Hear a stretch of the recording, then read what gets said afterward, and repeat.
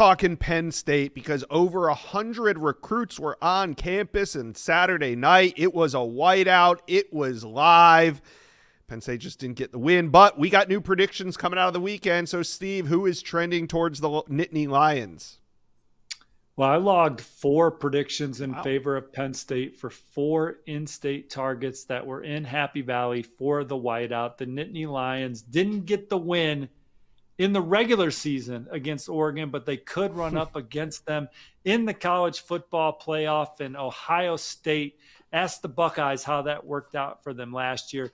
Now, Penn State has to show they can bounce back from this game and get it rolling and push towards the college football playoff.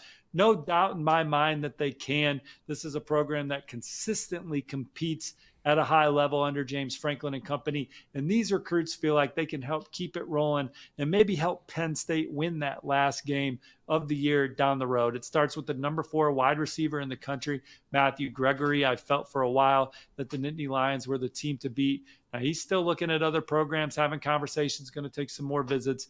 But I like Penn State's position, so my prediction currently reflects that. Same for in-state athlete Carter Bonner, in-state edge rusher Abraham Cisse, and linebacker Brandon Lockley. All 3 of those guys had a fantastic experience, could see themselves playing in that type of environment. Love the way that Penn State competes and develops their players, the support that program gets. The Nittany Lions already have the number 1 class in the country in 2027, Josh, coming off that Final Four appearance in college football's playoff last year.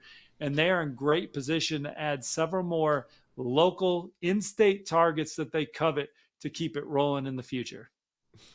All right, so despite the loss, I mean, I know the guys that you predicted, obviously you heard back good things, but how did some blue chip recruits react to that double OT thriller? Hey, everybody, it's Steve Wiltfong over at On3 Rivals. Let's talk Game Time. The Game Time app, your go-to source to get your tickets. The NFL season is heating up right now. College football, the fight for your team's spot in the college football playoff is as exciting as ever before.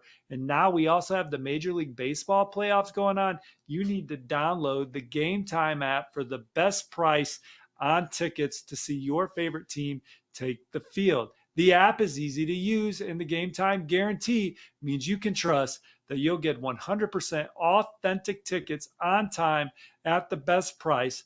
Plus, fees are always included, so what you see is what you pay. And one of the coolest features at Game Time is that low price guarantee. It's where Game Time will credit you 100% of the difference to guarantee you're getting the lowest price if you find cheaper tickets elsewhere. So here's what we're going to do. Download that Game Time app, create an account, and use the promo code WILTFONG for $20 off your first purchase. That is WILTFONG, WILTFONG, 20% off those last minute tickets. And this will be the best price guaranteed. Well, a guy like Anthony Sweeney out of Olney, Maryland, Good Counsel High, they are one of the favorites for him. He's the number 4 edge rusher in the country. He's the number 18 player overall. The way Penn State develops defensive ends, the style of play, the way they get after the quarterback, they are annually one of the most disruptive teams in the country when it comes to tackles for loss and sacks. So that speaks to him. The number 1 interior offensive lineman in the country, Maxwell Hiller, was another headliner on campus. And Penn State's at or near the top of his list as he looks at a national offer list. Now, South Carolina, they went up into the region and landed Darius Gray last cycle. This 2026 cycle, they'll be a thorn in the side for Maxwell Hiller as he looks around at other programs. But those are 2 national notables. Kalel Johnson is a highly recruited offensive tackle out of Ohio that had an unforgettable experience at Penn State. But they did really well with prospects from the DMV and New Jersey this weekend. And that's what the whiteout's about from a recruiting standpoint. Certainly it's great to get your 2026 commits back. They did have some guys that are potential flip targets on campus this weekend. I think the one that you look at the most is wide receiver Josiah Teasley. He's committed to Virginia, but he had a fantastic time at Penn State. Said the passionate fan base, that's undeniable. Who wouldn't want to play in that atmosphere? UVA was first to offer him.